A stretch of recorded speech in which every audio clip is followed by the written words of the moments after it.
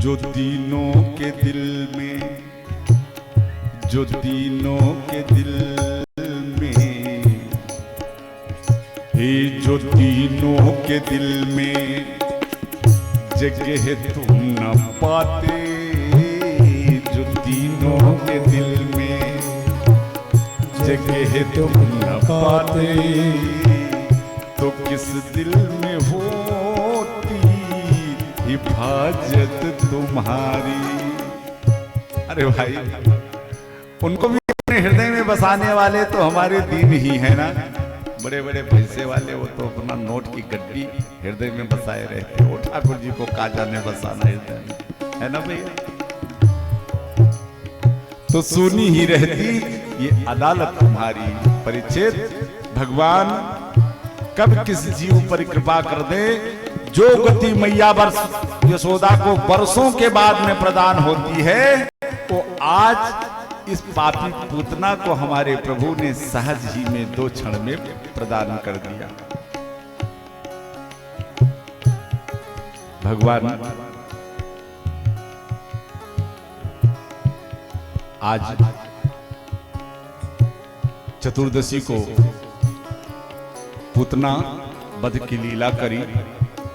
अगले दिन श्री गर्गाचार्य जी महाराज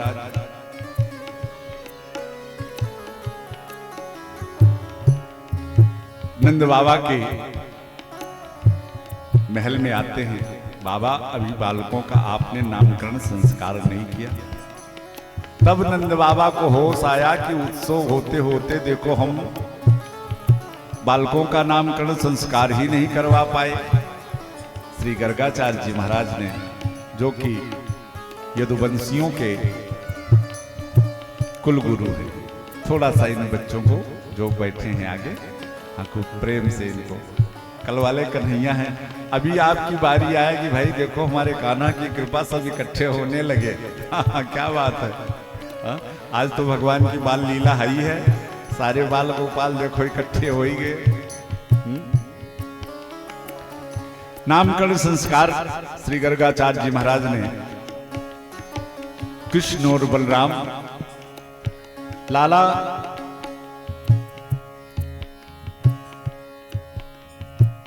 पूतना वध उपरांत शकट भंजन लीला करते हैं। नन्हा सा बालक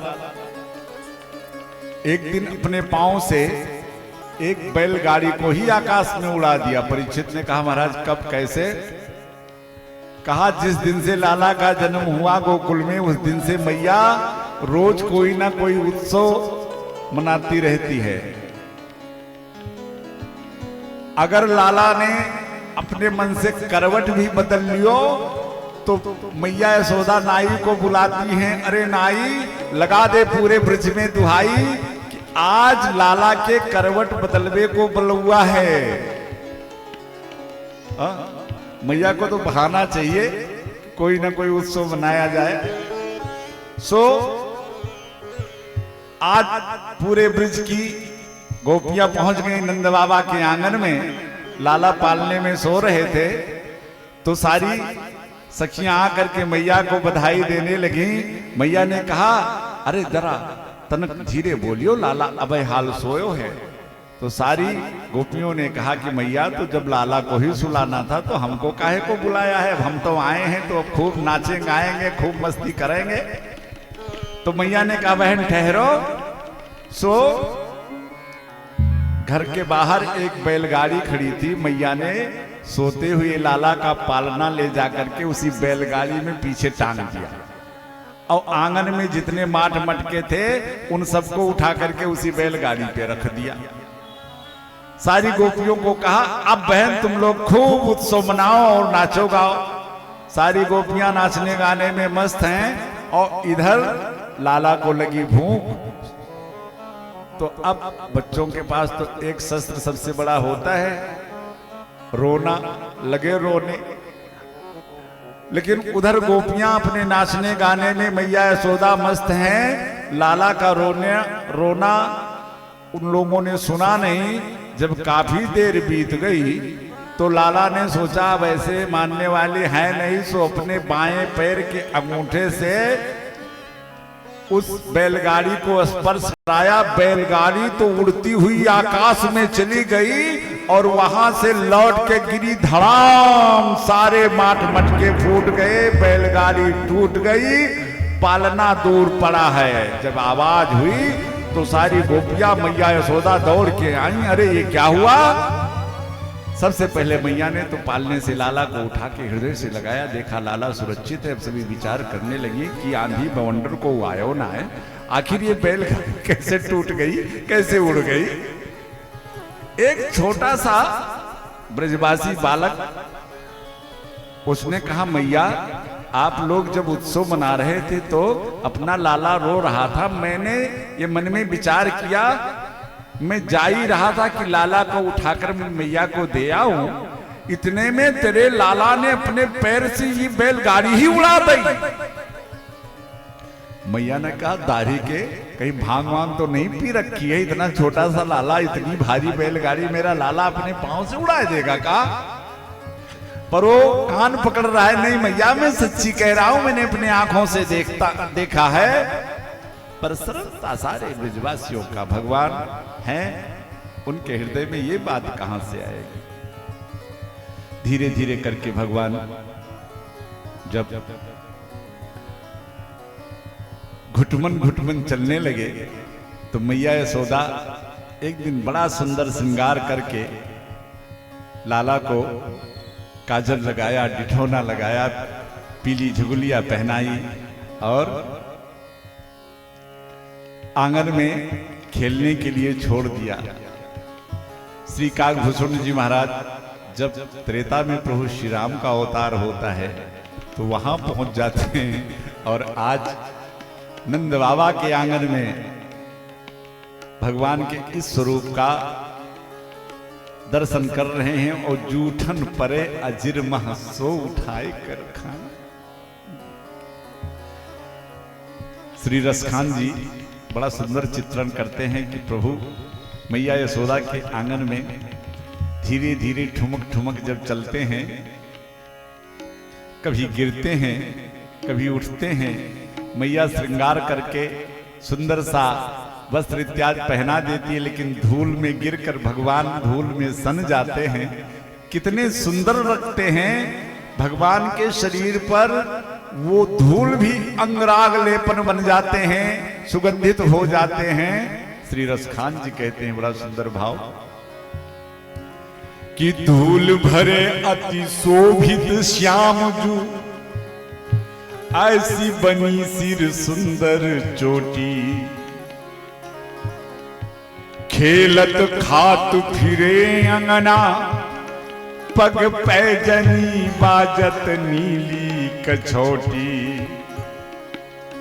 वा छवि को रस खान बिलोकत, बारत काम कलाकट निधि कोटी, और काग के भाग कहा कहिए, हरि हाथ से ले गयो माखन रोटी। धन्य है श्री काकभूषण जी, भगवान सुंदर सी लीला चलने की कर रहे हैं मैया यशोदा के आंगन में।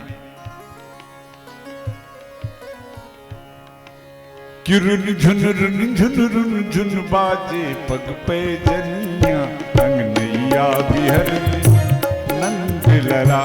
रुन झुन रुन झुन रुन झुन बाजे पग पे जनिया, अंगनैया राम।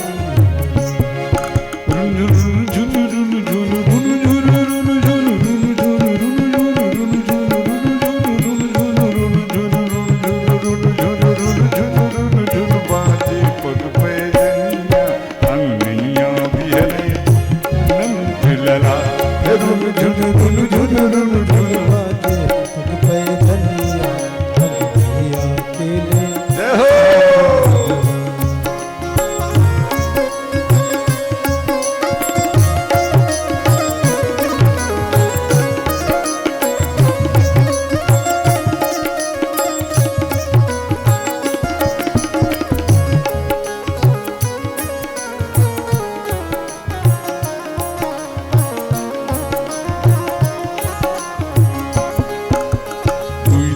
दसन दामी जैसे दम दम दम दम दम के दसन दाम कि दुई दुई दसन दामिनी जैसे दम दम दम दम दम के कर कंजन कंचन के कंगना कर कंजन कंचन के कंगना चम चम चम चम चम के किसो है रुचिरिये मन कर कंजन कंचन के कंगना कर कंजन कंचन के कंगना कर कंजन कंचन के कंगना किसो है रुचिरिये मन किसो है रुचिरिये मन माल कमर कर धनिया मैया बिहरे नंद लला रुन झुन रुन झुन रुन झुन बाजे पग पे जनिया मैया बिहरे नंद लला रुन झुन झुन बाजे पग पे धनिया अगलिया बिहरे श्याम बोलना। भगवान की बड़ी अनंत लीलाएं हैं। आइए हम लोग आगे बढ़ते रहें। लाला जब 1 साल को हो गए तो आज पहली बार लाला के मुंह से मैया निकला। और जब मैया ने सुना कि मेरे लाला ने तो मुझको मैया कहो तो सारे ब्रिज में भैया आज फिर बुलौआ पहुंच गया कि आज मेरे लाला ने पहली बार मुझको मैया कहो। सारी गोपियां आ गई, मैया आज काहे का बुलौआ है? अरे मैया तुम्हारे खुशी के पांव नहीं पड़ रहे हैं। अरे सखियों आज हर कहने लागे मोहन मैया मैया कहने लगे मोहन मैया मैया कहने लगे मोहन मैया मैया कहने लगे मोहन मैया मैया कहने लगे मोहन मैया मैया कहने लगे।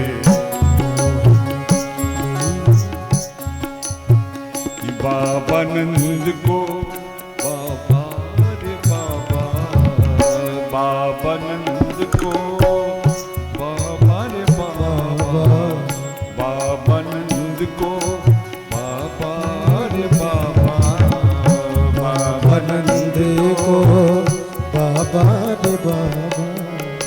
और दाऊ को भैया, और दाऊ को भैया,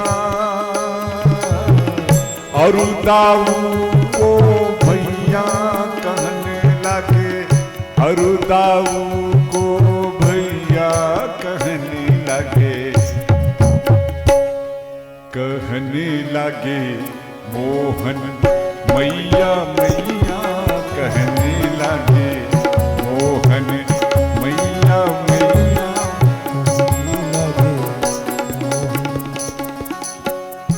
मैया यशोदा नंद बाबा दाऊ भैया पूरे ब्रजवासियों के आनंद का पारावार नहीं है। 1 साल के मेरे लाला हुए तो आज कंस मामा ने तृणाव्रत नामक एक राक्षस को भेजा है कन्हैया को मारने के लिए। कन्हैया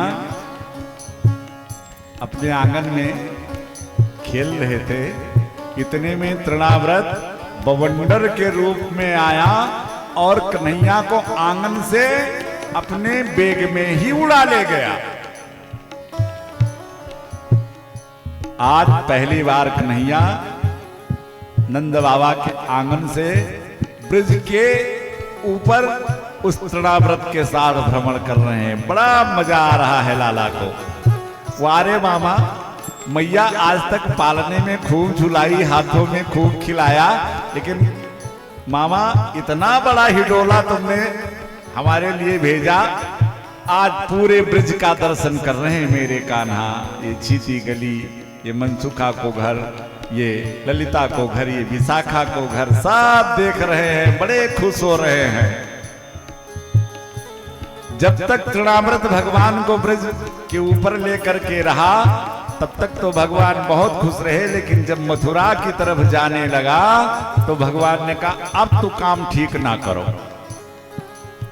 तो भगवान तृणाव्रत के कंधे पर बैठे थे, अचानक तृणाव्रत के कंधे पर बैठे बैठे भगवान ने अपना भार बढ़ा दिया।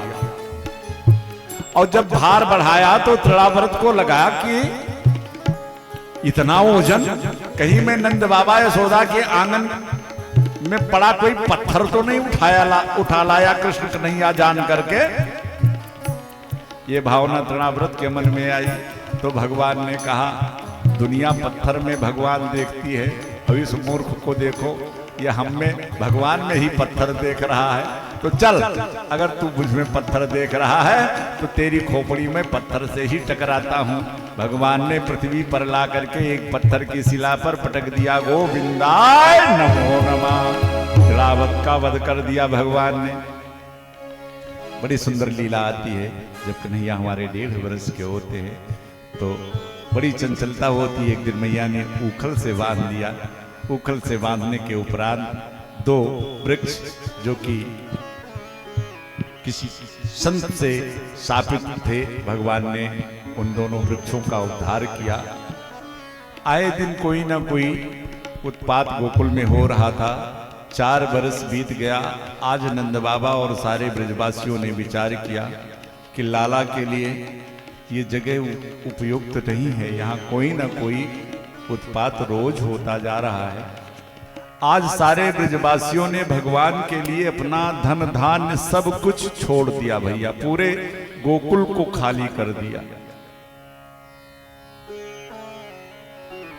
सभी भगवान को लेकर के वृंदावन आ गए।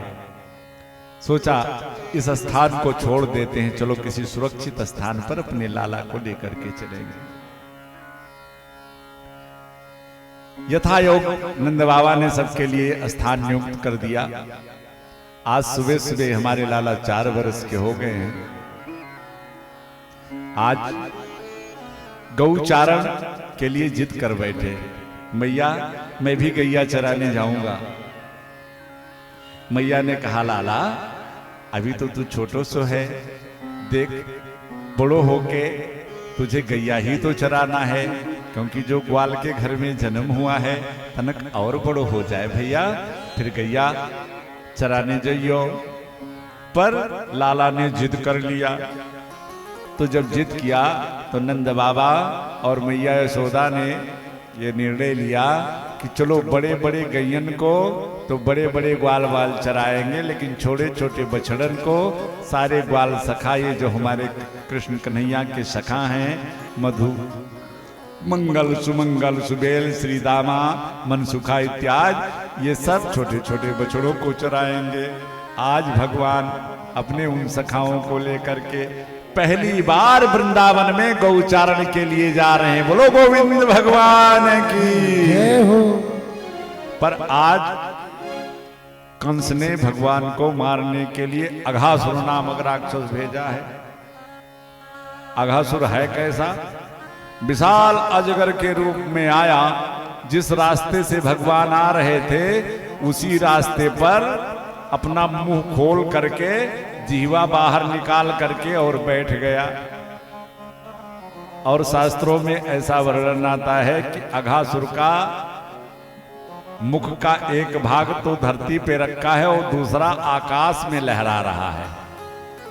भगवान के जितने सखा थे ये सब विचार करने लगे कि भैया ये गजब को वृंदावन है, इतनी सुंदर सुंदर गुफाएं वृंदावन में हैं, अरे देखने में बिल्कुल सर्प के आकार की, बनाने वाले की भी क्या कारीगरी है, देखो कितनी सुंदर गुफा बनाई।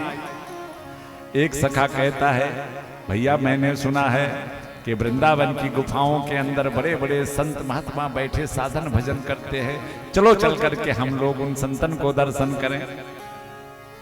श्री सुखदेव जी कहते हैं, परीक्षित अस्मान किमत्र ग्रस्ता निविष्टा नयम तथा चेद बकबद बद बिनियंग यच्छति। एक सखा दूसरे सखा को समझाता है और दूसरा सखा तथा चेत बकवद उसका उत्तर देता है। भगवान सबसे पीछे, बछड़ों के भी पीछे हैं, सारे सखा सबसे आगे। और जब अघासुर ने जो जिह्वा फैला रखी थी, इन सबन के पांव जब उसके जीभ पर पड़े भैया, तो अब सांप की जीभ गुदगुदी सी लगी। इन्होंने कहा, भैया एक बात बताओ, ये गुफा तो बड़ी अच्छी दिखे लेकिन ये गुदगुदो सो का है? अब बताओ, पांव के नीचे सांप की जीभ पड़ेगी तो महसूस होगा ना। तो एक सखा ने जब ये तर्क रखा कि ये गुदगुदो सो का दिखे, तो दूसरा कहता है कि ये भैया तुम्हें पता ना है, यहाँ के संत जो है ना इनके बड़े लंबे ठाठ हैं, ये अपने पास आने वाले भक्तों के लिए अपने गुफा के बाहर गद्दे बिछवा रखे हैं कि ताकि काहो के पांव में कछु कांटा ना चुभे, कछु कंकड़ ना चुभे। और आगे सखा गए तो अब अघासुर के मोटे मोटे बड़े बड़े सफेद सफेद दांत दोनों बगल में दिखाई दिए। एक सखा अब थोड़ा सा इनको भय भी हो रहा है, तो एक सखा कह रहा है कि क्यों रे, ये बड़े बड़े मोटे मोटे सफेद सफेद खूंटा को काहे को गड़े हैं? तो दूसरा कहता है कि वृंदावन में जो ये गुफा है, गुफाओं के अंदर जो संत हैं, इन संतन का एक सिद्धांत है कि हमारे पास जो आवे वो अपना सर सामान या खूंटियन पर टांग कर तब अंदर आवे। तो ब्रजवासियों ने जो कुछ उनके पास था सब वहां रख दिया और आगे गए। जब गले के पास पहुंचे अघासुर के, तो अघासुर बड़ी देर से अपनी सांसों को रोक करके बैठा हुआ था, लेकिन अब उसने दुर्गंधपूर्ण वायु जब बाहर निकाली अपने मुख से, तो वो गरम गरम वायु जब दुर्गंधपूर्ण वायु इनसे टकराई, तो सखाओं ने कहा, क्यों रे, ये इतनी गरम गरम हवा काहे को आ रही है?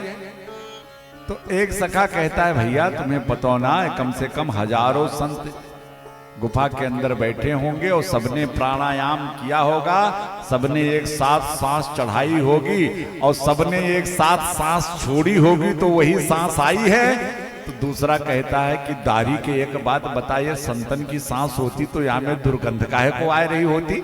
हाँ, श्री सुखदेव जी कहते हैं कि तथा चेद बकबद, एक तर्क करता है तो दूसरा उसके तर्क का खंडन करता है।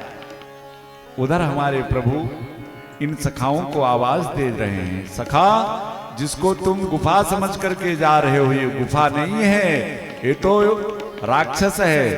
पर भगवान की बातों को ये लोग अपने तर्क वितर्क से दबा करके और आगे बढ़ जाते हैं। देखिए, इस कथा से हम सभी को एक बड़ी सुंदर शिक्षा मिलती है। अघ का मतलब होता है पाप, और ये जो भगवान के सखा हैं ये भगवान के भक्त हैं। पीछे भगवान आवाज दे रहे हैं अपने सखाओं को कि अरे भक्तों, अरे सखाओं, इस पाप के अंदर मत जाओ। लेकिन अपने तर्क वितर्क में ये भगवान की आवाज को सुन करके अनसुनी कर देते हैं। ऐसे हमारे भी जीवन में जो परमात्मा हमारे हृदय में बैठा हुआ है, कदाचित यदि हमारा पांव कुमार की तरफ जाता है तो अंतर आत्मा से आवाज आती है, मत जाओ, ये उचित नहीं है। लेकिन हम अपने तार्किक बुद्धि से उस परमात्मा की आवाज को दबा करके और आगे बढ़ जाते हैं। भगवान ने विचार किया कि मेरे भक्त पाप के मुख में, इस अघासुर के मुख में चले गए, तो मुझे भी जाना चाहिए। देखिए, पहली बात तो भगवान के भक्त से कभी कोई पाप होता नहीं। कभी वो पाप के कीचड़ में गिरता नहीं। लेकिन अगर भगवान का भक्त कभी किसी कारणवश पाप में गिर भी जाए, पाप के कीचड़ में गिर जाए, तो मेरे प्रभु की दयालुता देखो, मेरे प्रभु उस पाप में भी जाकर के अपने उस भक्त को निकाल लाते हैं। ये उनकी दयालुता है। ऐसो को दयालु जग में। भगवान जब अघासुर के मुख में गए, अघासुर ने अपना मुख बंद कर लिया। भगवान उसके गले में बैठ करके और अपने शरीर को विराट रूप में धारण किया। अब जब विशाल रूप धारण किया तो अघासुर का कंठोरुद्ध हो गया, उसका ब्रह्मांड फट गया, प्राणवायु निकल गए। अघासुर का उद्धार कर दिया मेरे प्रभु ने। बोलो गोविंद भगवान की जय हो। सुखदेव जी कहते हैं, परीक्षित आश्चर्य की बात तो ये कि ये घटना आज हुई है और ठीक इसके 1 साल बाद ये जितने सखा थे सब अपने अपने घर, अपने अपने माता पिता को कह रहे हैं, मैया आज मेरे लाला ने अघासुर को मार दियो। परीक्षित चौंके, महाराज घटना आज की और 1 साल बाद बता रहे हैं। तब श्री सुखदेव जी कहते हैं, परीक्षित जब अघासुर का वध भगवान ने कर दिया तो ये जब ब्रजवासी ये ग्वाल बाल जब गैया चराने जाते थे तो घर से कुछ ना कुछ बनवा के लेके जाते थे खाने दोपहर में खाने के लिए, और उसको किसी वृक्ष पर सुरक्षित टांग दिया करते थे। यमुना तट पर आज भगवान अपने समस्त सखाओं को लेकर के अघासुर का उद्धार करने के बाद में आए भोजन करने। और भोजन करने के लिए जब कान्हा बैठे तो जितने सखा भगवान के हैं सब सोचते हैं कि भगवान हमारी तरफ मुंह करके बैठे। अब इधर मुंह करके बैठे तो दूसरा वाला सखा वो अपनी तरफ भगवान को खींच लेता है, नहीं लाला तो मेरे साथ बैठेगा। अब भगवान ने भी युक्ति लगाई, ऐसे तो भाई मैं अकेला हूं, इतने सखाओं के साथ कैसे बैठूंगा। तो भगवान ने क्या किया कि सखाओं का एक गोला बनवा दिया। सारे सखा एक गोल दायरा बना करके बैठ गए और भगवान उस गोल दायरे के बीच में जाकर के बैठ गए। बड़ा सुंदर चित्रण कहते हैं सुखदेव जी कहते हैं, परीक्षित देखो भगवान की भोजन लीला कैसे होती है। बिभ्रद वेणु जठर पटयो सिंह बेत्रे चकक्षय बाणे पाणो मृषण कवलम तत्फलानि अंगुलीस्यो तिष्ठन् मध्ये स्वपरिसृहतो हासयन् नर्मभीष्यहि स्वर्गे लोके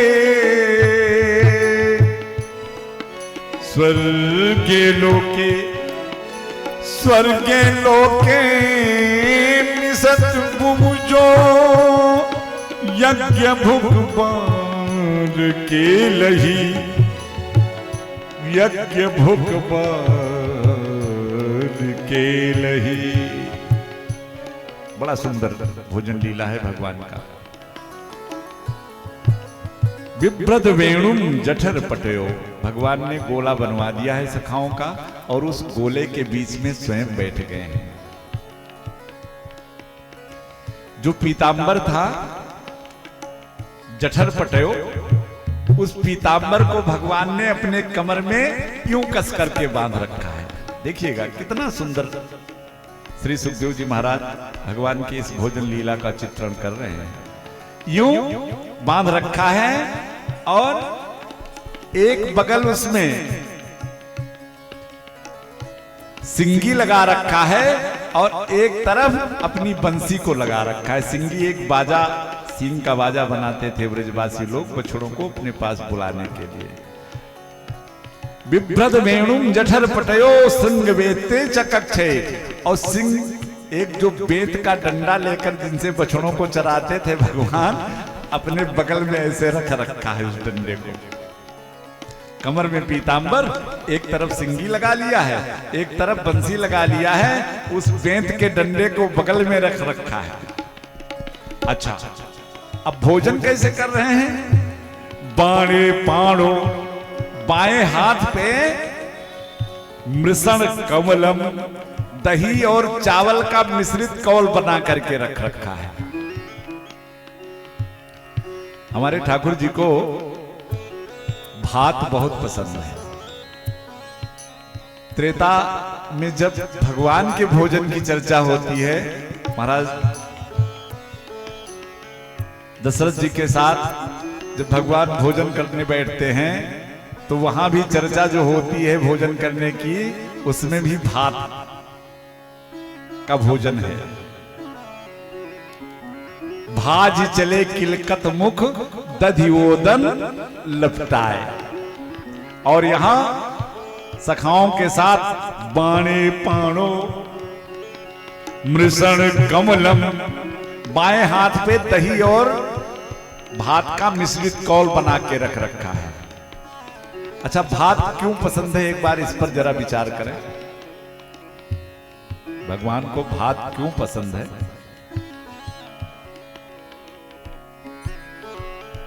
भात और भक्त दोनों बनने में दोनों को बड़ा परिश्रम करना पड़ता है। एक भक्त बनने में और जिस तरह उस भात को बनने में बड़ा परिश्रम करना पड़ता है, उसी तरह भक्त को बनने में भी बड़ा परिश्रम करना पड़ता है। भात बनने में कितना परिश्रम करना पड़ता है? पहले वो अन्न का कण जो भूसी में लिपटा होता है और उस छिलके से बाहर करने के लिए उस चावल को सैकड़ों मूसल खाना पड़ता है भैया पहले, तब वो उस आवरण से अलग होता है। और अभी भी साधना पूरी नहीं हुई, फिर माताएं उसको बटलोई में रख करके, पानी में रख करके और चूल्हे पर रखकर नीचे आग जलाती हैं और थोड़ी मोड़ी आंच से काम भी नहीं चलता, तब तक जलाती रहती हैं जब तक उस अन्न के कण की सारी कठोरता खत्म ना हो जाए। यहां तक कि बीच बीच में ऐसे हाथ से टो भी लिया करते हैं कि कहीं कुछ कड़क बचा तो नहीं है, और अगर कठोरता रह गई है तो नीचे और तेज कर देती हैं आग। अरे अब तो कुकर वाला जमाना आ गया, एक साथ हो जाता है, लेकिन चूंकि जो परंपराएं थी, तो अगर जरा भी कठोरता उस चावल में बची है तो माताएं आग और तेज कर देती हैं थोड़ा। एक भक्त को भी प्रारंभिक काल से लेकर के और एक भक्त बनने में कम समस्याओं का सामना नहीं करना पड़ता। और ना हो तो अगर हमारी बातों पर विश्वास ना हो तो कल ही जा करके आप प्रैक्टिकल कर लेना। किसी का बेटा चोर डाकू बदमाश हो जाए, दुनिया उधर दृष्टि नहीं डालेगी, लेकिन किसी का बेटा अगर साधु बनने लग जाए महाराज, तो पड़ोसिये की इच्छा रहेगी कि साधु ना बने। अब देखो, अब बाबा बने ये शुरू हो जाए। आप देखो टीका वगैरह लगाएगा, बढ़िया पीताम्बर पहन के सवेरे निकल के देख लियो, अरे अब देखो ये तो बाबा बनी है। बहुत सारी समानताएं भात और भक्त की है, इसलिए मेरे ठाकुर जी जब भी भोजन की चर्चा होती है तो भात की चर्चा जरूर होती है हमारे ठाकुर जी के लिए। बामे पाणो मृषण कमलम तत्फलानि अंगुलीस्यो, बाएं हाथ पे दही और चावल का मिश्रित कौल बना रखा है और तत्फलानि अंगुलीस्यो, अंगुलियों के बीच बीच में नाना प्रकार के अचारों की फलियों को दबा रखा है। कल्पना कीजिए, छोटा सा 4 वर्ष का मेरा लल्ला और कितना सुंदर भोजन लीला कर रहा है। हास्य नर्म भी सही, खाते खाते हंसी मजाक भी सबसे कर रहा है अपने सखाओं से। और इतना ही नहीं, तिष्ठन मध्य स्वपर स्वहदो, अपने जो बाल सखा लोग हैं जिनके बीच में वो बैठा है, ये सखा भी अपने घर से कुछ ना कुछ लेके आए हैं। मधुमंगल जो कढ़ी खा रहा था ना, वही कढ़ी अपने हाथ से ले जाकर के भगवान के मुंह में वही जूठा कढ़ी खिला रहा है। अरे कन्हैया देख, मेरी मैया ने कितनी सुंदर कढ़ी बना रखी है। भगवान मधुमंगल के हाथ से मधुमंगल का जूठा खाने लगे। श्री दामा, अरे लाला देख, मेरी मैया ने कितनी सुंदर बेझर की रोटी बना करके दी है। स्वयं खा रहा था, वही कन्हैया को खिलाने लगा। कन्हैया भी खूब प्रेम से खाते जा रहे हैं। इस भोजन लीला को स्वर्गे लोके मिसत बुभुजे, स्वर्ग लोक के समस्त देवताजन, यहां तक कि ब्रह्मा बाबा भी भगवान के इस भोजन लीला का अवलोकन कर रहे हैं, दर्शन कर रहे हैं। पर ब्रह्मा जी को यह बात बड़ी अटपटी लग गई कि ये कैसा भगवान। अरे भाई, भोजन करने का भी विधान होता है। भगवान तो, ब्रह्मा जी तो विधान के देवता हैं। वो तो विधान के विपरीत कोई कार्य होगा तो उनको अटपटा लगेगा। भगवान ब्रह्मा ने सोचा कि भोजन करने का विधान होता है, न जूठा किसी का खाया जाता है, न जूठा खिलाया जाता है, भोजन करते समय बोला नहीं जाता। और यहाँ तो देखो हंसी मजाक भी कर रहे हैं, जूठा मूठा भी खा रहे हैं। ये कैसे भगवान है? संशय हो गया भगवान के प्रति, शंका उत्पन्न हो गई। पर विचार करने लगे कि जब माता देवकी के उदर में ये उदरस्थ हुए थे तो मैं भी गया था गर्भस्थिति में। जब बुद्धि काम नहीं कर पाई तो ब्रह्मा जी ने सोचा लाओ थोड़ी सी परीक्षा ही लेके देख ही लेता हूं कि ये कौन है, भगवान है कि नहीं। भोजन लीला समाप्त हुई, बछड़े कुछ दूर चले गए थे। ब्रह्मा जी ने समस्त बछड़ों का हरण करके ले जा करके और अपने योग सैया पे सुला दिया।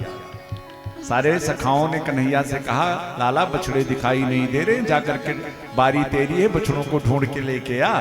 लाला गए बछड़ों को लाने, इतने में ब्रह्मा जी आए और भगवान के जितने सखा थे इनका हरण कर लिया, ब्रह्मपुरी में ले जाकर के योग सैया पे सुला दिया। भगवान वहां गए, वहां ना तो बछड़े मिले, और जब लौट के जमुना तट पर आए तो यहाँ एको बाल सखा भी ना मिले। सोचने लगे कोई हिंसक पशु कोई ऐसा होता तो एक आध दो चार तो बचते, यहाँ तो एको नहीं है। आंख बंद किया तो देख लिया कि ओहो, ये तो पितामह की चालाकी है। भगवान समझ गए मेरी परीक्षा लेना चाहते। भगवान ने भी कहा कि ठीक है, देखिए परीक्षा जो जिस विषय का विशेषज्ञ हो, अगर उसको उसी विषय में संतुष्ट किया जाए तो उसकी संतुष्टि अति उत्तम मानी जाती है। भगवान ने भी कहा कि आप सृष्टि करता हो, आप तो सृष्टि तब करते हो जब मैं मटेरियल आपको सब दे देता हूं, तब आप सृष्टि का विस्तार करते हो। लेकिन अब मेरी सृष्टि देखो, बस भगवान ने क्या किया, जितने बछड़ों का हरण ब्रह्मा जी ने किया था उतने बछड़े अपने से प्रकट कर दिए, जितने सखाओं का हरण किया था उतने सखाओं को भगवान ने अपने से प्रकट कर दिया। और फिर यह लीला 1 साल तक निरंतर चलती रही। बिभ्रद बीणु जठर पटयो सिंह बेत्री चकक्षय, 1 साल तक फिर ऐसे भोजन लीला चलती रही। 1 साल के बाद ब्रह्मा जी ने विचार किया कि चल करके देखूं, मैंने बछड़ों का हरण कर लिया था, सखाओं का हरण कर लिया था, वहां की स्थिति क्या है। और जब जमुना तट पर आए तो देखा कि बस वो कन्हैया फिर उसी प्रकार अपने समस्त सखाओं के साथ लीला कर रहा है। ब्रह्मा बाबा हैरान हो गए, अरे ये मेरी शंका थी क्या। और आप विश्वास करो, जब ब्रह्मा जी जमुना तट पर आए तो कन्हैया एक रूप से तो सखाओं के साथ रहे, लेकिन एक रूप से पहुंच गए ब्रह्मपुरी। और ब्रह्मपुरी के अंदर जब प्रवेश करने लगे तो ब्रह्मा जी का रूप बना लिया। द्वारपालों ने प्रणाम किया तो ब्रह्मा बने भगवान ने कहा, अरे द्वारपालों सुनो, आजकल क्या है कि बहुरूपीय बहुत हो गए। मैं अंदर जा रहा हूं और अगर कोई मेरा रूप धारण करके अंदर आना चाह, अरे द्वारपालों ने कहा सरकार वैसे हम आपके पहरेदार हैं, हमारी नजरों से कोई बच नहीं सकता, लेकिन अब आपने इशारा भी कर दिया है, अब कोई जा सकता है क्या? भगवान चले गए अंदर, और इधर ब्रह्मा जी जब यमुना तट से वापस जाने लगे ब्रह्मपुरी में, तो पहरेदारों ने देखा, एक दूसरे से बात किया, भैया बिल्कुल पक्का असलिए लगता है ये। डांट दिया, है बहुरूपिया कहां जा रहा है? ब्रह्मा जी हैरान कि मेरे सेवक मेरे से इस तरह से बात कर, अरे सेवकों मूर्ख हो गए हो क्या? दूसरा सेवक कहता है, ओहो ये तो कहो हमारे सरकार ने बता दिया था, नहीं बिल्कुल पक्का असलिए लगता है ये। ब्रह्मा जी के ही सेवकों से ब्रह्मा जी की बेइज्जती मेरे सरकार ने करवा दी। ब्रह्मा जी सोचने लगे क्या बात है, और जब आंख बंद करके ध्यान किया तो देखा कि वो 5 वर्ष का लाला और हमारे ब्रह्मासन पर बैठा मुस्कुरा रहा है और कह रहा है, क्यों पितामह कैसी रही? तुमने हमारे बछड़े चुराए तो हमने तुम्हारा सिंहासन ही चुरा लिया। जय जय श्री राम। भगवान ब्रह्मा ने 40 श्लोकों में भगवान की बड़ी सुंदर स्तुति करी, पर भगवान ब्रह्मा जी से संतुष्ट नहीं हुए, प्रसन्न नहीं हुए। ब्रह्मलोक खाली करके आ गए, ब्रह्मा जी से संतुष्ट नहीं हुए। एक दिन भगवान रात्रि में सो रहे थे, विचार किया कि मैं आया हूं ब्रजवासियों का दुख दूर करने, इनका संकट काटने, इनके कष्ट को दूर करने। इस यमुना में कालिया जैसा दूषित प्राणी रहता है, जिसके विष से ये जल इतना विषाक्त हो गया है कि हमारी भोली भाली गईएं अगर भूल से भी यमुना का जल पी लेती हैं तो अकारण मृत्यु को प्राप्त कर जाती हैं। इसलिए श्री सुखदेव जी महाराज कहते हैं, परीक्षित भगवान ने कालिया निग्रह लीला करी। भगवान ने एक दिन विचार किया, बिलो की दूषितां कृष्णा कृष्णा कृष्णा हिना विभु, बिलो की दूषितां कृष्णा कृष्णा कृष्णा हिना विभु, तस्यापि शुद्ध मन विक्षण सर्पम तमुद्भासयत्। श्री व्यास जी महाराज ने इस श्लोक में 3 बार कृष्णा का प्रयोग किया है। बिलोक दूस्ताम कृष्णा कृष्णा कृष्णा ही नादी, 3 बार कृष्णा का प्रयोग किया। मानो श्री व्यास जी महाराज कहते हैं, अरे भाई कृष्णा मतलब कालिंदी, कालिंदी यमुना को भी कृष्णा बोलते हैं।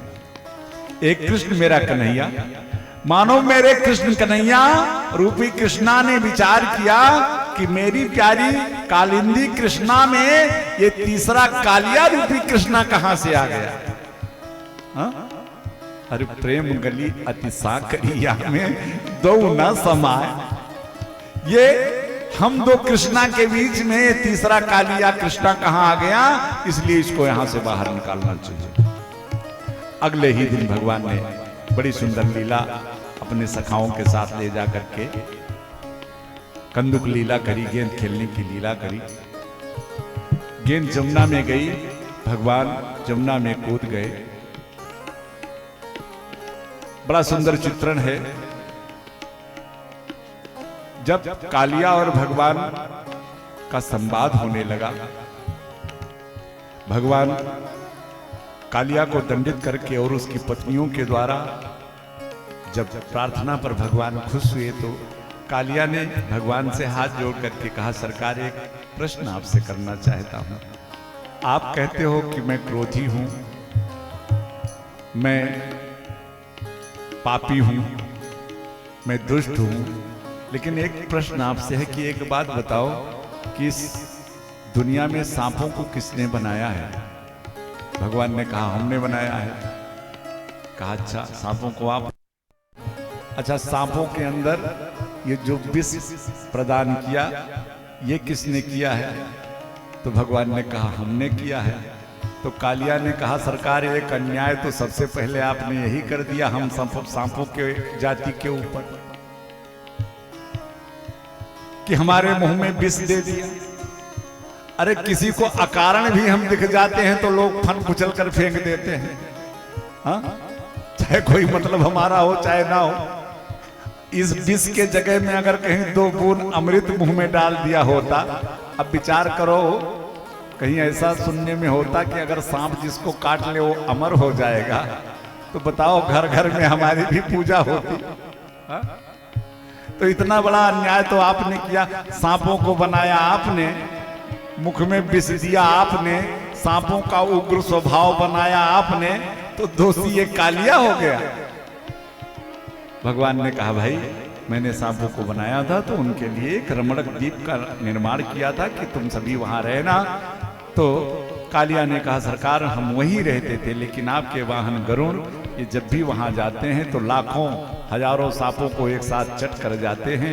इन्हीं के भय से मैं छुप करके यहाँ आके यमुना में रहता था, और यहाँ यमुना तट पर एक शुभ्रा मुनि का श्राप गरुड़ को लगा है कि अगर गरुड़ यमुना के तट पर आकर हिंसा फैलाएगा तो मारा जाएगा। इस भय से गरुड़ यहाँ आते नहीं थे, इसलिए मैं यहाँ सुरक्षित था। भगवान ने कहा कालिया अब तुम निर्भय होकर पूरे चराचर जगत में चाहे जहां विचरण करो, अब तुम्हें गरुड़ से या किसी से कोई भय नहीं है। कालिया ने कहा क्यों सरकार? कहा प्रभु भगवान ने कहा कालिया इसलिए क्योंकि मेरा चरण चिन्ह जो तुम्हारे मस्तक पर विद्यमान हो गया है। अब तो राष्ट्रपति की मुहर लग गई है, अब कौन पूछने वाला है, हा? तो भगवान ने कहा अच्छा चलो कोई बात नहीं, अब ऊपर हमारी मैया और नंद बाबा हमारे सारे ब्रिजवासी हमारे लिए विकल होंगे, अब मुझको जरा यहाँ से लेकर के चलो बाहर तक छोड़ करके तो आओ। भगवान कालिया के फन पर विराजमान हुए और सारे ब्रिजवासी जिन्होंने सुना था कि जमुना में मेरा कान्हा कूद गया, सारे ब्रिजवासी जमुना में कूद कर अपनी जान दे देना चाहते हैं, लेकिन बलराम जी सबको रोकते हैं। जब रोकते रोकते परेशान हो गए तो बलराम जी तो एक बार आवेश में ही आ गए और मैया से कहा मां तुम कन्हैया को एक कालिया से डरने की बात करती हो, अरे वो 1000 फन पर सोने वाला क्षीर सागर से सैया पर सोने वाला तुम्हारा कृष्ण है, उसका एक कालिया क्या बिगाड़ेगा। मैया नंद बाबा तो सभी मूर्छित पड़े हैं यमुना तट पर, और इधर कालिया के मस्तक पर भगवान पांव रखकर और धीरे धीरे बंसी बजाते हुए जमुना के जल से बाहर निकल रहे हैं। एक संत ने बड़ा सुंदर चित्रण किया कि कुली नंबर 1 बना। कुली का काम क्या है? भार ढोना। और भगवान का भार लेकर के कालिया निकल रहा है कि कुली नंबर 1 बना, शेषनाग विषधर और हरि हीरो नंबर 1 चढ़े फन के ऊपर। और जब कन्हैया जमुना में कूदने जा रहे थे तो समझे ग्वाल बाल कि ई अनारी नंबर 1, क्योंकि सबको पता था कि जमुना में जाना मृत्यु को आमंत्रण देना है। तो सारे ब्रिजवासी सोच रहे मेरा कन्हैया कितना भोला भाला कितना अनाड़ी था जो जमुना में कूद गया। कि समझे ग्वाल बाल अनाड़ी नंबर 1, लेकिन निकले नंदलाल खिलाड़ी नंबर 1।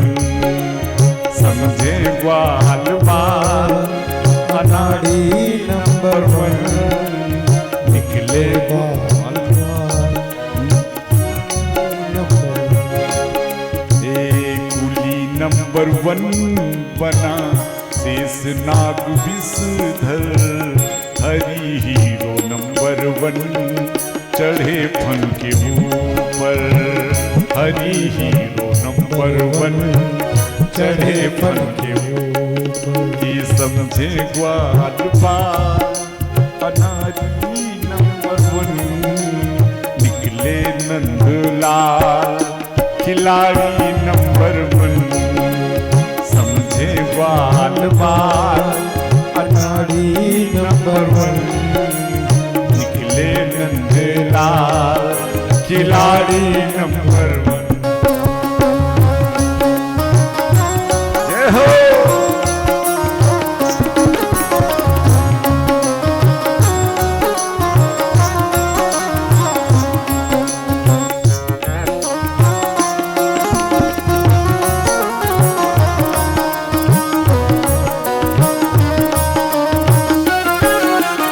आगे हमारे कन्हैया कालिया को अभयदान दे करके और एक बड़ी सुंदर लीला भागवत की चीर हरण की आती है, जो कि सामाजिक तौर पर बड़ी उपयोगी लीला।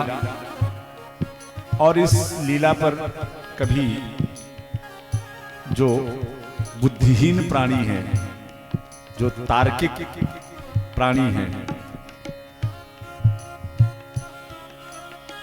2 प्रकार के लोग होते हैं। एक ऐसे होते हैं कि जो बुद्धिहीन होते हैं लेकिन अपने को बुद्धिहीन मानते हैं।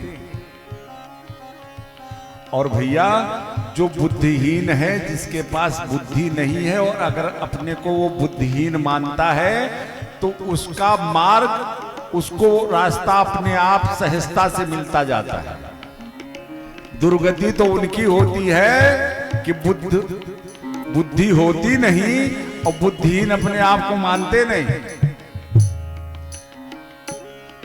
उदाहरण से समझो, जैसे किसी को बस्ती का रास्ता नहीं पता है और वो ये मानता है कि भैया मुझे बस्ती का रास्ता नहीं पता है, तो अगर वो घर से निकलेगा तो पहले चौराहा जैसे पहुंचेगा, पूछेगा किसी से, भैया बस्ती किधर है, बताएंगे इधर से जाइए।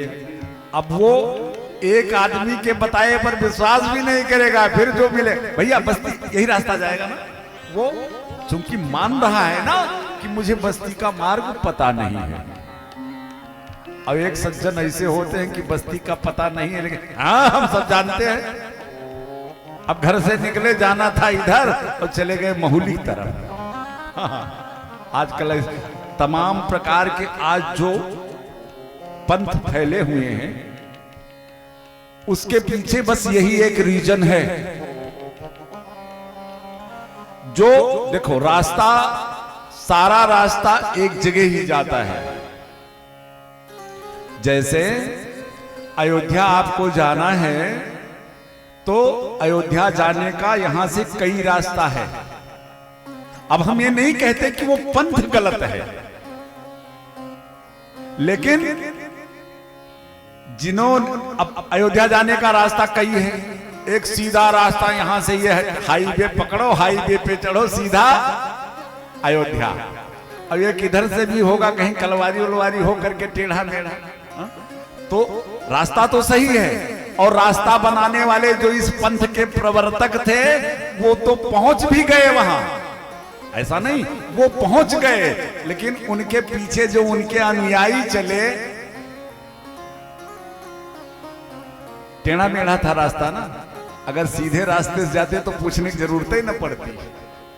तो वो सोचे कि हमारे गुरुदेव भगवान इधर से गए थे, तब पीछा तो किया गुरुजी का, लेकिन पहले चौराहे पे रास्ता दूसरी तरफ मुड़ गया।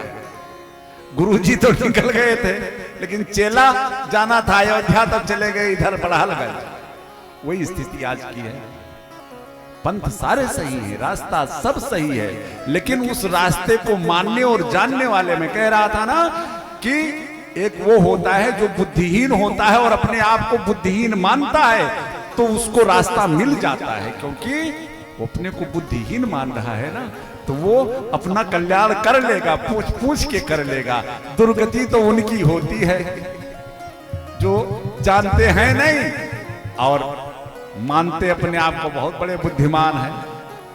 मान लो भैया, कितने दिन मानोगे, वो तो पता चलेगा। जब जइबो। अब हमारे शास्त्र ये कहते हैं कि अन्यस्य दोष गुण चिंतन मास मुक्त्वा, किसी के गुण दोष को हमें देखना ही नहीं चाहिए, हमारा सबसे बड़ा गुण है। इसीलिए हम जो हमारे काम की चीज हमको शास्त्रों में रहती है, हम ज्यादा चर्चा उसी पर करते हैं। तो ऐसे भागवत की भी एक लीला है जो चीरहरण की लीला है। आज के बुद्धिमान लोग इस पर भी तर्क उठा देते हैं, ओहो कृष्ण भगवान थे और भगवान होकर के उन्होंने एक नारी का चीरहरण किया। अरे मूर्खों, अरे कुछ लोग तो यहां तक कह देते हैं कि भगवान ने 16,108 रानियां रखी तो कहा हम उन्हीं के अंश होकर के 10 भी ना रख गए, यहां भी बोल देते हैं। अब उनसे कहो कि 7 दिन के मेरे कन्हैया थे तो कालकूट विष पी लिया था, 2 गोली सल्फास का तुम भी खा के दिखाओ, तब तो तुलना करो उनकी। 7 दिन का मेरा लाला और पूतना कालकूट विष लगा करके गई है पिलाने, और भगवान ने बड़े प्रेम से पी करके उसे पचा लिया। अब उनके अंश बन करके 10 महारानी रखने वाले 5 सल्फास खाए कर तब हमसे आके मिलो, तब हम बतावें कि करो कि ना करो। तो भागवत के इस लीला पर भी लोग तर्क कर देते हैं, महाराज भगवान होकर के उन्होंने ऐसा किया। आइए, बहुत आवश्यक है इस लीला को हम 3 दृष्टि से आज देखते हैं। 84 कोष में फैला हुआ ब्रजमंडल और सारे ब्रजमंडल की जितनी कौमारिकाएं हैं, जितनी कुमारी लड़कियां हैं, सभी कृष्ण को अपना पति मानती हैं। इनका काम क्या है? ब्रह्म मुहूर्त में उठना और सभी जाकर के सरोवर में स्नान करके और कात्यायनी मां के मंदिर में जाकर के पूजा करना, अर्चना करना और कृष्ण को पति रूप में मांगना। काम तो बड़ा अच्छा करती हैं, लेकिन इनसे एक अपराध बन जा रहा है। ये सरोवर में स्नान करती हैं तो बिना वस्त्र के स्नान करती हैं। मेरे लाला ने सोचा कि मेरे भक्तों से ये अपराध हो रहा है। अगले दिन मेरे कन्हैया ब्रह्म मुहूर्त में ही सखियों से टकरा गए। अरे सखियों, मैं जानता हूं कि तुम रोज स्नान करके कात्यायनी मंदिर में जा करके कात्यायनी महामाये महायोगिनी धीश्वरी नंद गोप सुतम दे पति में कुरते नमः। कात्यायनी मां से हमें ही पति रूप में मांगती हो। सारी सखियां हाथ जोड़ करके जय हो सरकार की। कहा काम तो बड़ा अच्छा करती हो, लेकिन एक काम आपसे बड़ा गलत हो जा रहा है। क्या? ये जो सरोवर में तुम बिना वस्त्र के स्नान करती हो, इससे लौकिक और आध्यात्मिक दोनों दृष्टि से ये अपराध है। लौकिक दृष्टिकोण से अगर देखा जाए, भौतिक दृष्टिकोण से, अब मान लिया बिना वस्त्र के आप सरोवर में उतर गई स्नान करने, वस्त्र आपका सरोवर पे रखा है और कोई आए आपका वस्त्र लेकर के चले जाए, फिर बताओ आपके लिए कितनी बड़ी समस्या हो जाएगी। और आध्यात्मिक दृष्टिकोण से जल में जल के देवता वरुण का वास होता है। अगर आप बिना वस्त्र के जल में प्रवेश करो तो ये वरुण देवता का अपमान है, इसलिए ये उचित नहीं है। सखियों ने तो कान्हा को डांट दिया, नहीं लाला मैं तो जैसा कर रही हूं वैसे ही करूंगी। भगवान ने सोचा बिना इनको अच्छी तरीके से ऑपरेशन किए मानने वाली है नहीं। अगले दिन जब सखियां स्नान करने गई तो भगवान आए और समस्त सखियन के वस्त्र को लेकर कदम्ब वृक्ष पर चढ़ गए। सखियों ने स्नान किया। काफी देर स्नान के बाद में सखियों ने कहा, भाई स्नान ही करती रहोगी कि पूजन करने भी चलोगी? अब जब सरोवर से बाहर निकलना हुआ, सरोवर के तट पर निगाह गई तो ये को वस्त्र किसी के ना है। इधर उधर देखा, कहीं दिखे ना है। तब तक कदम्ब के वृक्ष से मधुर मधुर बंसी की धुन इन सखियों के कान में आई गई। देखा ये तो लाला हमारे समस्त वस्त्रन को ले जा करके कदम्ब वृक्ष पर डाल दियो। गोपियों ने कहा, लाला ये काम जो तूने किया है अच्छा नहीं किया है, लाला हमारे वस्त्रन को हमें वापस कर दो। कन्हैया ने कहा तुम्हारे वस्त्र हम कहा जाने। कहा वो देखो तुमने कदम वृक्ष के डाल पर रख रखे हैं, लाल पीले हरे नीले सब दिखाई तो दे रहे हैं। कन्हैया ने कहा ये तुम्हारे वस्त्र थोड़ी है, ये तो हमारे कदम में सुंदर सुंदर लाल नीले पीले हरे गुलाबी सब फूल आए हुए हैं। सखियां प्रार्थना करने लगी। कन्हैया ने कहा सखियों अगर वस्त्र लेना है, श्याम सुंदर ते दास्या करवामु तपोदितम देहि वसंसि धर्म के। लाला ये धर्म के विपरीत कार्य है, तुमने हम सबन के वस्त्रों को चुरा लिया, ये धर्म के अनुरूप नहीं है, इसलिए हमारे वस्त्रों को हमें दे दो। देहि दे दो वसंसि धर्म के नुचेद राग के ब्रह्म महे नुचेद राग। बेटा लाला इस पर तर्क मत करो, हमारे वस्त्रों को हमें वापस कर दो। कन्हैया ने कहा वस्त्र चाहिए? गोपियों ने कहा हाँ लाला। तो कहा तो वस्त्र तो तुमको तभी मिलेंगे कब? जब भवत्यो यदि में दास्यो मयोक्तम वा करीष्यथ, तुम लोग हमारी दास्ता स्वीकार करो। और दास्ता स्वीकार करके अत्रागत स्ववासांसि प्रतीक्षन्तु शुचिस्मिता, मेरी दास्ता स्वीकार करके और एक एक गोपी जल से बाहर आओ और अपने हाथ उठाकर मेरे अपने अपने वस्त्र मेरे पास से लेकर के जाओ। एक गोपी दूसरे गोपी की तरफ देखती है, विचार करती है जो कुछ जीवन में हो रहा है इन्हीं के लिए तो सब कर रहे थे। एक एक गोपी जल से बाहर आई, भगवान ने एक एक गोपी को वस्त्र दे दिया और वो गोपी सब वस्त्र धारण करके मंदिर पूजा के लिए चली गई। अब इस लीला को देखिए हम लोग तीन दृष्टि से देखें, और अगर तीनों दृष्टि से ये लीला हम देखते हैं तो ये कोई अनुचित नहीं है। अगर कृष्ण को आप साधारण मनुष्य मान करके इस लीला को देखो तो भी भगवान कृष्ण ने कुछ गलत नहीं किया है। मान लिया कृष्ण एक साधारण हम लोगों जैसे मनुष्य थे तो भी गलत क्यों नहीं किया है? क्योंकि यह लीला जब भगवान कृष्ण ने करी है तब मेरे लाला की आयु मात्र 5 वर्ष की है, और 5 वर्ष के बालक के मन में कभी किसी प्रकार का कोई विकार नहीं उत्पन्न हो सकता। और अगर कृष्ण भगवान हैं, आप भगवान मान करके कृष्ण को अगर इस लीला पर नजर डालोगे तो भी शास्त्र कहते हैं कि अगर कृष्ण भगवान हैं और भगवान होकर के उन्होंने ये लीला करी तो समरथ को नहीं तो गोसाई, समरथ को नहीं दोषी गोसाई, समरथ को नहीं दोष गोसाई, समरथ को नहीं दोषी गोसाई। और उदाहरण दिया किसका किसका?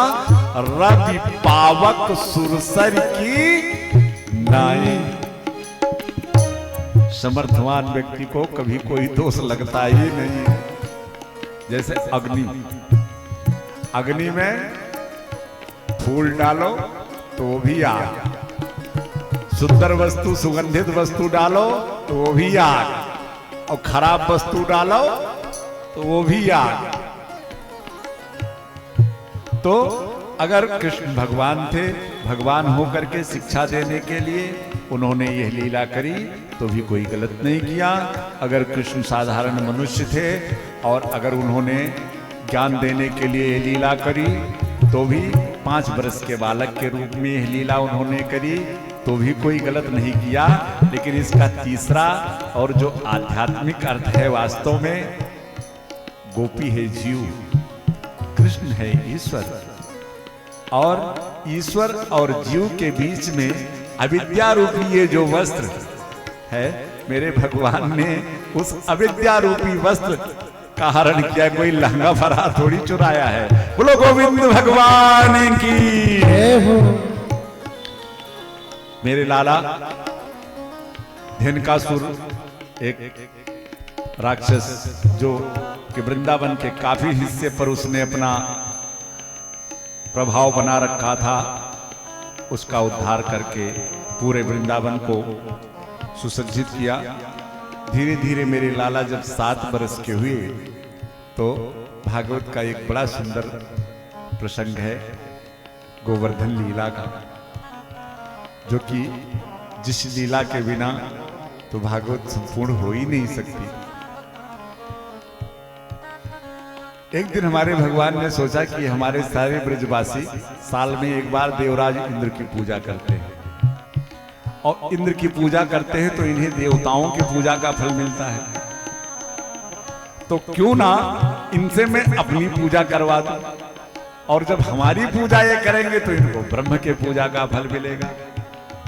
सो अगले दिन कन्हैया ने देखा कि आज मैया बड़े सुंदर सुंदर व्यंजन पकवान बना रही है। सो कन्हैया पहुंच गए मैया के पास। अरे मैया जरा 2-4 पकौड़ी मुंह दियो। अरे मैया ने तो लाला को कह दिया, लाला वहीं रहियो, आज तो जय जय की पूजा है, जब तक भोग ना लग जाए लाला तब तक तुझे कुछ खाने को ना मिले। कन्हैया ने कहा ये जय जय कौन है?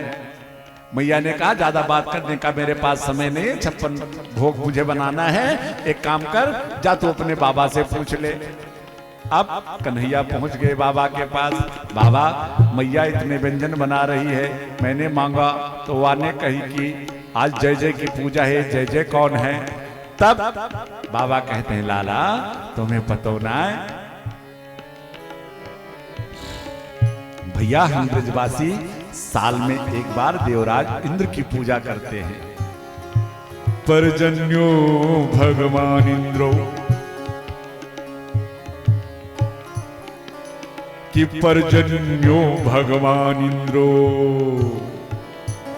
मेघास्तस्या मूर्तया ते विवर्षन्ति भूतानां प्रीणनम जीवनम पया।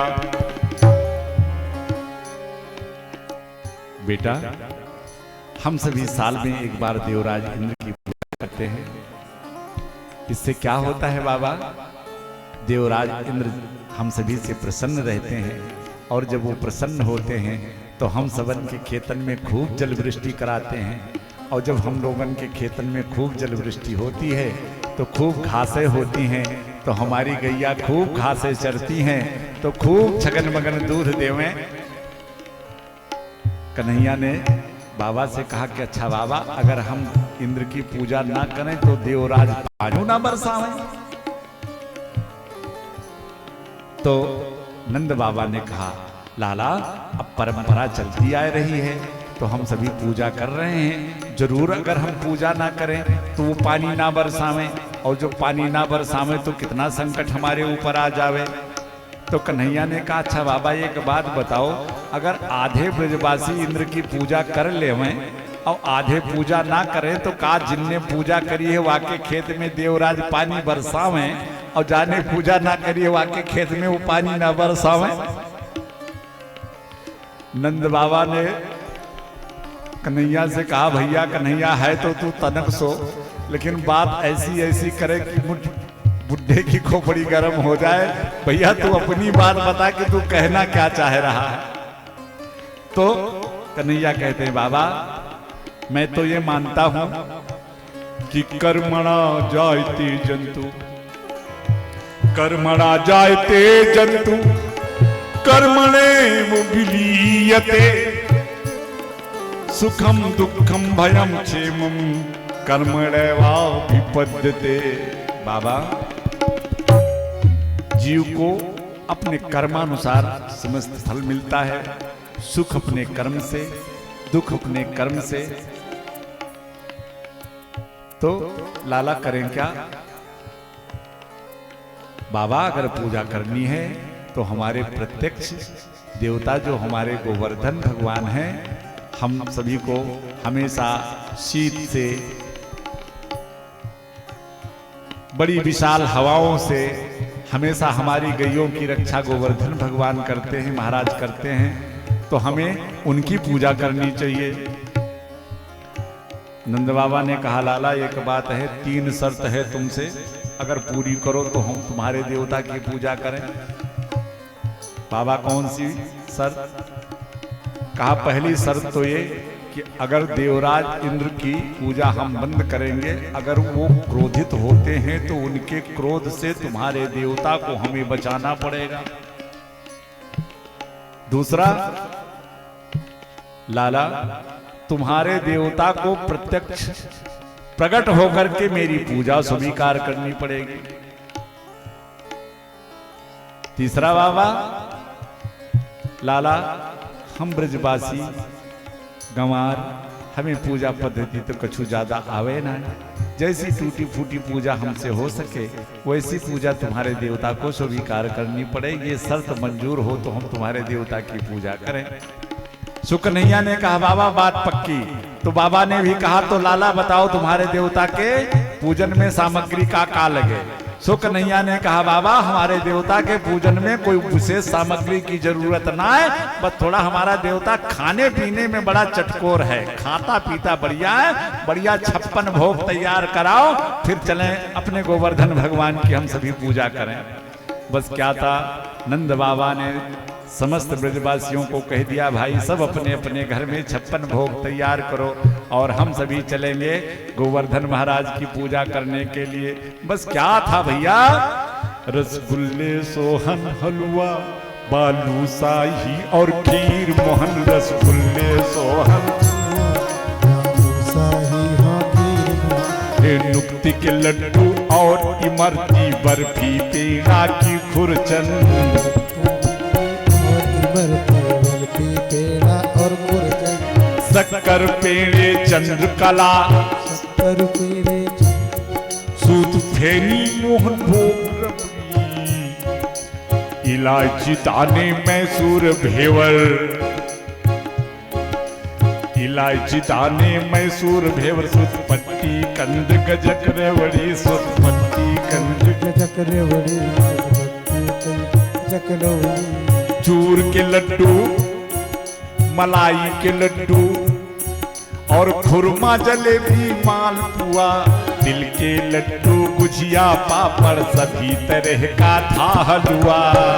लड्डू गुजिया ओ भैया, इस प्रकार 56 प्रकार भोग बन करके तैयार हो गया ब्रज में। लाला तो क्या करे, तो सारे ब्रजवासियों से कह दिया कि सब सुंदर सुंदर वस्त्र को पहन करके और अपने अपने घर से भोजन की थाल लेकर के चलो हमारे देवता के पास। आगे आगे कन्हैया, और ये ब्रजवासी जो होते हैं ना, ये मेला देखने के बड़े पक्के शौकीन होते हैं, इनको मेला मिल जाए तो का पूछना। बस सारे ब्रजवासी, अरे मैं तो गोवर्धन को जाऊं मेरे वीर, नाय माने मोर मनवा, मैं तो गोवर्धन को जाऊं मेरे वीर, नाय मान गोवर्धन को नाई माने मोर मनवा, सखी रे नाई माने मोर मनवा, नाई माने मोर मनवा, सखी रे नाई माने मोर मनवा। मैं तो गोवर्धन को जाऊं मेरे वीर, नाई माने मोर मनवा। जय हो बोलो गोवर्धन भगवान की।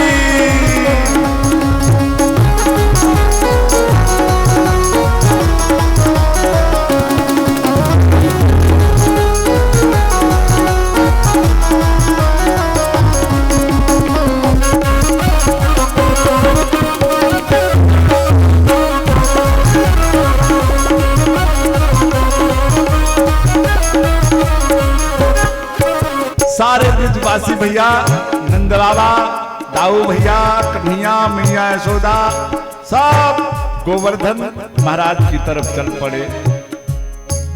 कि 7 कोस की दे परिक्रमा, 7 कोस की दे परिक्रमा, 7 कोस की दे परिक्रमा, 7 कोस की दे परिक्रमा। मैं तो गंगा नहाऊं मेरे वीर, नाई माने मोर मनवा, मैं तो मानस गंगा नहाऊं मेरे वीर, नाई माने मोर मनवा, मैं तो मानस नाई माने मेरे मनवा, मैं तो मानस तन को जाऊं मेरे वीर, नाई माने मेरे मनवा।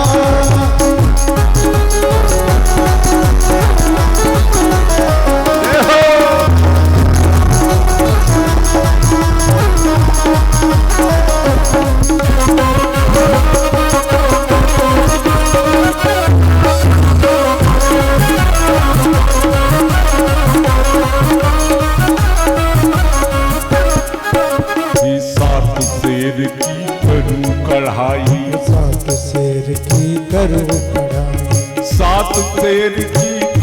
कढ़ाई, सात शेर की करूं कढ़ाई। संतन मैं तो संतन, जय हो मैं तो संतन मैं मत जमाऊं मेरे वीर, नाई माने मेरे मनवा, मैं तो गोवर्धन को जाऊं मेरे वीर, नाई माने मेरे मनवा।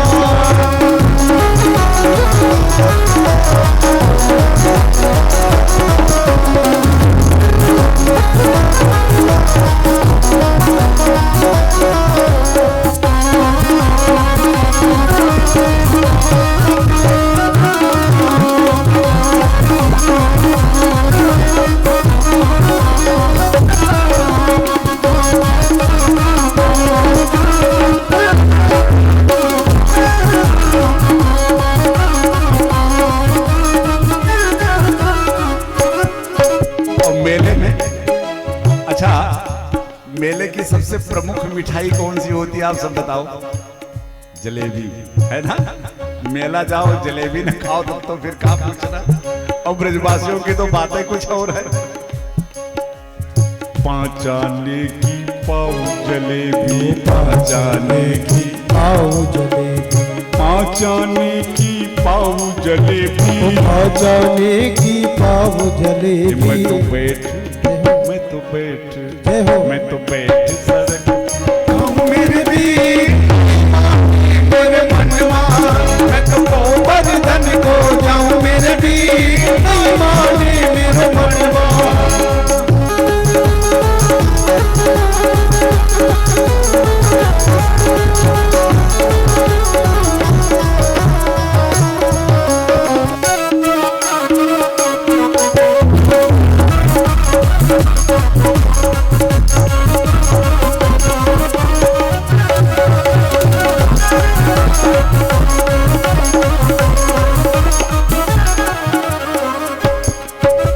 श्री गिरिराज पे दूध चढ़ाऊं, श्री गिरिराज पे दूध चढ़ाऊं, श्री गिरिराज पे दूध चढ़ाऊं, श्री गिरिराज पे दूध चढ़ाऊं। मैं तो रबड़ी, जय हो मैं तो रबड़ी, जय हो मैं तो रबड़ी भोग लगाऊं मेरे वीर, नाई माने मोर मनवा, मैं तो रबड़ी भोग लगाऊं मेरे वीर, नाई माने मोर मनवा। सारे ब्रजवासी पहुंच गए गोवर्धन महाराज के पास। नंद बाबा ने लाला से कहा कि तो पुजारी जी अब एक काम बताओ, बात बताओ, तुम्हारे देवता की पूजा कहाँ से शुरू की जाए? सो कन्हैया ने कहा बाबा सबसे पहले हमारे देवता को स्नान कराओ। आप जितने ब्रजवासी थे भैया सब घड़ा ले ले करके जमुना तट जाए, वहां से जमुना जल भरे और लामे गोवर्धन महाराज के ऊपर डारे। सुबह से दोपहर हो गई, सारे ब्रजवासी थके हारे कमर पे हाथ रख करके पहुंचे कन्हैया के पास। भैया कन्हैया सुबह से दोपहर हो गई, पानी ढोते ढोते अभी तुम्हारे देवता के नख भी ना गीलो भयो भैया। ये 7 कोस को तुम्हारो देवता, जमुना जी यहाँ से पड़े दूर। एक काम करो, अगर जल की व्यवस्था कुछ नजदीक हो जाए तो स्नान कराने में आनंद आ जाए। सो कन्हैया ने सारे ब्रजवासियों से कहा भाई सभी नेत्र बंद करके और हमारे देवता गोवर्धन महाराज का ध्यान करो। सबने नेत्र बंद किया तो वहीं गोवर्धन महाराज की तलेठी में ही मानसी गंगा का प्राकट्य हो गया। बोल मानसी गंगा की। सारे ब्रजवासियों ने देखा, अब तो खूब प्रेम से छगन मगन स्नान करायो। अब भैया कन्हैया अब क्या करें बताओ, तुम्हारे देवता की पूजा में और क्या करना है। कहा ब्रजवासियों जो अपने अपने घर से भोग लेकर के आयो है सब हमारे देवता के सामने रखो। सबने थाल रखा। शर्त थी बाबा की कि प्रकट हो करके पूजा स्वीकार करनी पड़ेगी तुम्हारे देवता को। एक स्वरूप से तो कन्हैया अपने इन ब्रजवासियों के साथ रह गए, लेकिन दूसरे स्वरूप से महाराज गोवर्धन के चोटी पर चतुर्भुज रूप में प्रकट हो करके और चारों हाथ फैला दिया ब्रजवासियों की तरफ, लाओ ब्रजवासियों भोग। बोलो गोवर्धन महाराज की जय हो।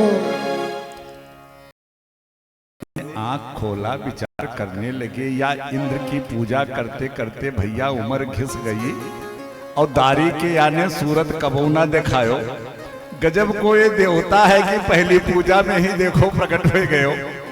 आहा, सारे ब्रजवासियों ने अपना अपना भोग भगवान को अर्पित किया। भगवान उन ब्रजवासियों की सरलता, उनके प्रेम के वशीभूत होकर चारों हाथों से उठा उठा करके भोग पा रहे हैं। मैया यशोदा लाला के बगल में खड़ी थी। एक बार लाला को देखें, एक बार उस देवता को देखें। धीरे से कान में कन्हैया के मैया ने कहा, क्यों रे लाला, एक बात बता, या जो तेरा देवता है या कि सकल कुछ तुमसे मिले ना का। कन्हैया ने कहा, मैया हमारे देवता जो हैं इन्हीं के ऊपर हमारी गैया आकर के घास चरती हैं, उस घास से दूध बनता है, वही दूध हम पीते हैं। तो जा सकल मेरे देवता की वाही सकल मेरी भी बन गई है। इतने सरल ये ब्रजवासी कैसे समझा देते हैं मेरे को। मधुमंगल ने कहा, भैया कन्हैया एक बात बताइए, तेरा देवता कितने दिन को भूखा है, चारों हाथ से खाए रहा और इस तरह से खाए रहा, तो लगता है हमका कछु प्रसाद भी ना बचेगा। आहा, कन्हैया ने कहा, नहीं ऐसी बात नहीं। भगवान प्रसाद लेकर के अंतर ध्यान हुए और समस्त प्रसाद इन ब्रजवासियों में वितरण हुआ। और जब प्रसाद मिला तो सारे ब्रजवासियों ने एक बार खूब जोर का जयकारा लगाया, बोलो गोवर्धन भगवान की जय हो। आवाज पहुंच गई स्वर्ग देवराज इंद्र के पास। अब आपकी पहुंची हो चाहे नहीं पहुंची हो, लेकिन उन ब्रजवासियों की तो पहुंच गई इंद्र के पास। इंद्र ने अपने सैनिकों से पूछा कि ये कैसा शोर है। नारद जी पहुंच गए स्वर्ग में। महाराज इंद्र से कहा, तुम्हारा पत्ता भूमंडल से साफ। क्यों? कहा, पूजा तो गोवर्धन महाराज की हो रही है। महाराज इंद्र आवेश में आ गए और क्रोधित होकर इंद्र ने समस्त मेघों को बुलाया कि जाकर के ब्रज के ऊपर जितना जल है सारा का सारा जल उड़ेल दो कि ब्रज बह जाए। अभी बेचारे ब्रजवासी ठीक से घर भी ना पहुंचे रहे कि महाराज घन घमंड बारिश प्रारंभ हो गई। जल की वृष्टि, इतनी अपार वृष्टि प्रारंभ हुई। शीत से कांपते हुए सारे ब्रजवासी कन्हैया के पास पहुंचे। भैया कन्हैया, हमने कहा था कि इंद्र के कोप से तुमको हमें बचाना पड़े। कन्हैया ने कहा, कोई बात नहीं, चिंता ना करो, चलो सभी हमारे देवता के पास। सभी को लेकर के पहुंच गए गोवर्धन महाराज के पास। और भगवान ने सभी से कहा, नेत्र बंद करके सभी हमारे देवता से प्रार्थना करो। सभी ब्रजवासी भगवान गोवर्धन की प्रार्थना करने लगे कि गिरिराज धरने हम तो तेरी शरण, गिरिराज धरने हम तो तेरी शरण, गिरिराज धरने हम तो तेरी शरण, गिरिराज धरने हम तो तेरी शरण, हम तो तेरी शरण, हम तो तेरी शरण, हम तो तेरी शरण, हम तो तेरी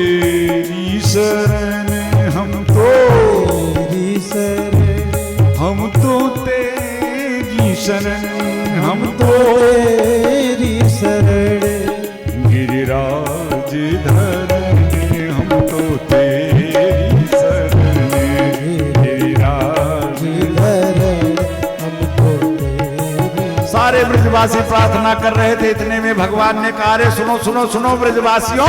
सबने आंख खोला, कहा ब्रजवासियों हमारे देवता ने अभी हमसे एक बात कही। ब्रजवासियों ने कहा भैया क्या बात कही? कहा हमारे देवता ने कहा है कि सब ब्रजवासी मिलकर के हमको उठा के छाता बना लो। सारे ब्रजवासियों ने कहा दारी के ये 7 कोस को पहाड़ जैसो तेरो होता और ये हमसे उठबे वारो का। भगवान ने कहा अगर मेरे देवता ने कहा है तो जरूर उठेंगे। सारे ब्रजवासियों ने तो हाथ लगाया, लेकिन धन्य है मेरे कृष्ण कन्हैया, 7 वर्ष के मेरे कन्हैया ने उस 7 वर्ष के पहाड़ को अपनी कनिष्ठ का उंगली के नख पर धारण कर लिया और उसी दिन से बन गए गोवर्धनधारी। बोलो गोवर्धनधारी बाल कृष्ण कन्हैया लाल की जय हो। गोवर्धन को अपने नख पे उठा लिया, समस्त ब्रजवासियों को कह दिया आ जाओ सब इसी के नीचे। सारे ब्रजवासी गोवर्धन के नीचे आ गए। जितने ब्रजवासी थे, किसी ने कंधा लगा रखो, किसी ने अपना सर लगा रखो, किसी ने अपनी लठिया लगा रखी। आहा, सबको तो लग रहा है कि भाई हमारा भी सहयोग है।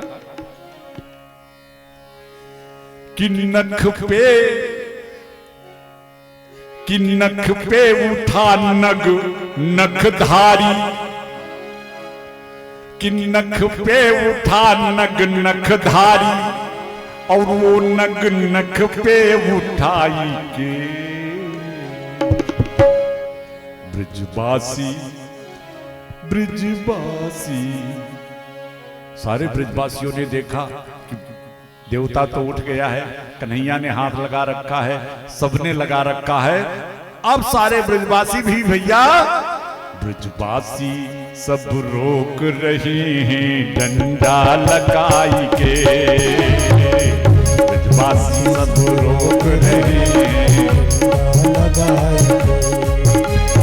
नख पे उठा नक नखधारी, अज नख पे उठा नक नखधारी, नक नक पे उठाई के ब्रजवासी ब्रजवासी ब्रजवासी सब रोक रहे डंडा लगाई के।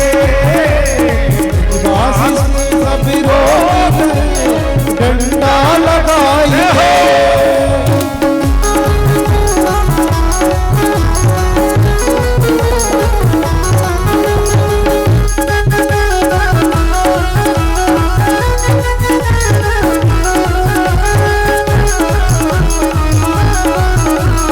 सारे ब्रजवासी भी अपना अपना सहयोग दे रहे हैं।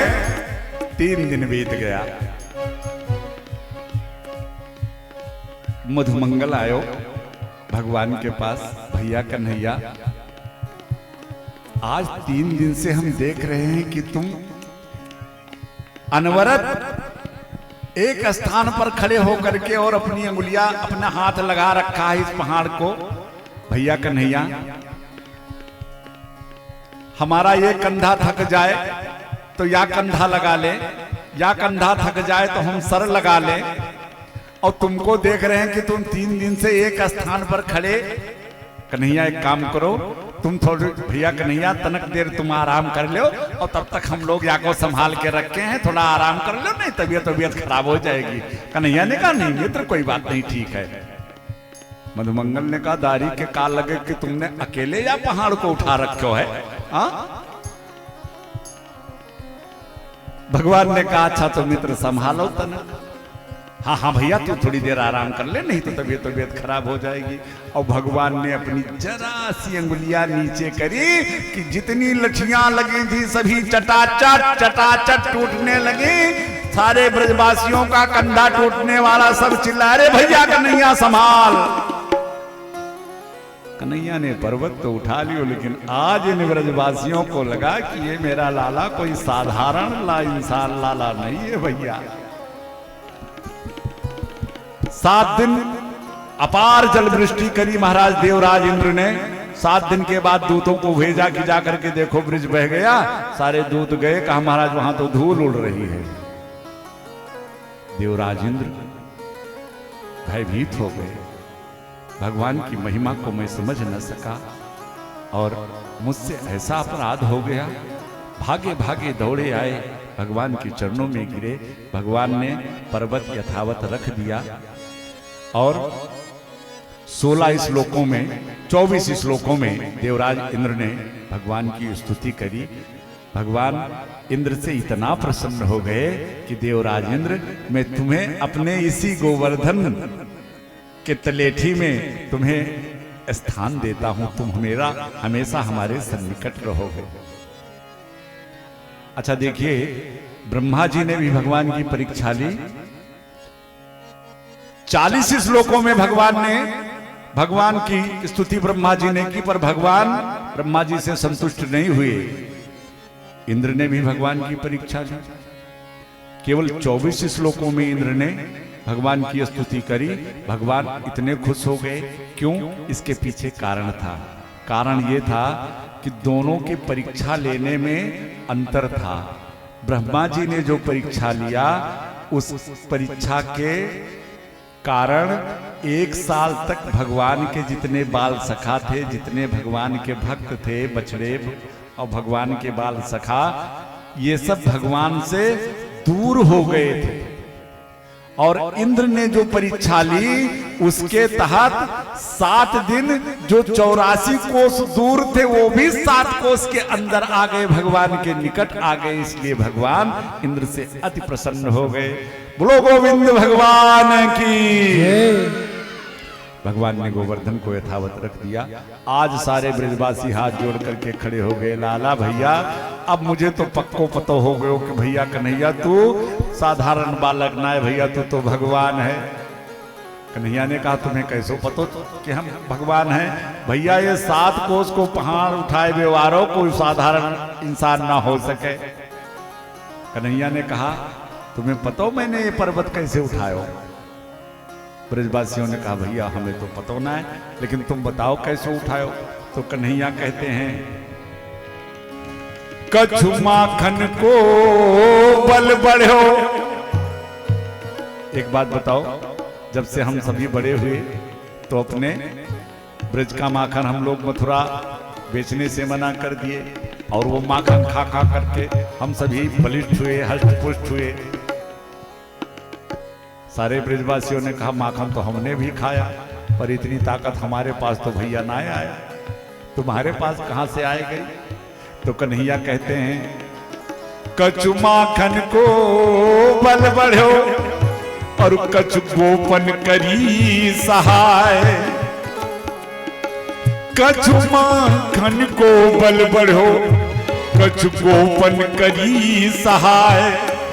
और श्री राधे की कृपा ते मैंने गोवर्धन लियो उठा।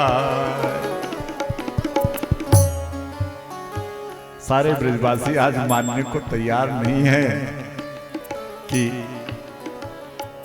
तू भगवान नहीं है। तो भगवान ने भी कह दिया कि अच्छा भाई, अगर तुम कहते हो कि हम भगवान नहीं तो मान लो हम भगवान हैं। तो ब्रजवासियों ने कहा कि तू चाहे भगवान है भैया, और चाहे तो हमारा सखा है, लाला है, हमको यहाँ से कछु लेनो देनो ना है, लेकिन अगर तू भगवान है तो भैया कन्हैया एक काम मेरो कर दो। कन्हैया ने कहा, बताओ, हम भगवान हैं तो साधारण इंसान है तो काम तो तुम्हारा जरूर कर देवे।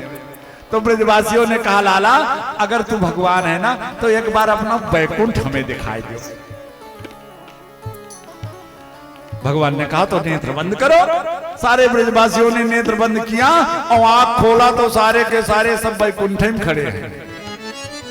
इधर उधर देखा, अब वहां तो जितने हैं सब चतुर्भुज भगवान के स्वरूप, सामीप्य मुक्ति जिनको मिली है चतुर्भुज रूप में, ब्रह्मा विष्णु महेश इत्यादि सभी भगवान की स्तुति प्रार्थना कर रहे हैं दूर से ही। सारे ब्रजवासी देख के हैरान। तब तक एक भगवान का कोई पार्षद सामने से गुजरा। एक ब्रजवासी ने कहा, भैया राम राम। वाने होंठ पे हाथ रख लियो, यहां बोलना मना है।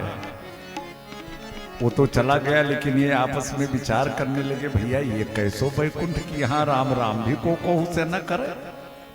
हाँ,